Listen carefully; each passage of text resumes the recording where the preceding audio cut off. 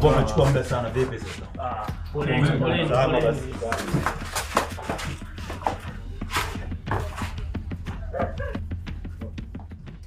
Poa.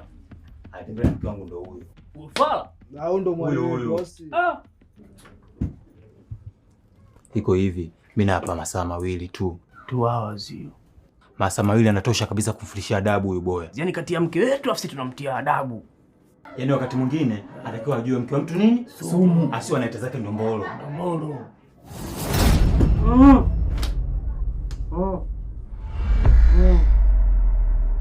Wewe ndo unaanza? Babu. Mimi ndo naanza babu. Tulia.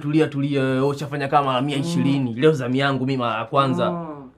Kausha. Kausha. Kwani Ducho unasemaje bwana? Nini? Nasikia tunakupa dakika 10 tu. Ndio.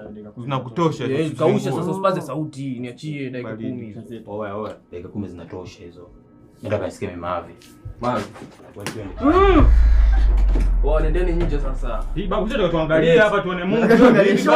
Ngoja nataka mnichungulie uongo. Hizo itikali mimi sizitaki, toka nje. Wote babu vipi? Sikia kama sio mtaka msikiza show mtasikia nje huko, sio humu. Tunakusikilizia. Usionyeshe ile panga upate nguo. Wafanya kweli basi. Wewe mtoka.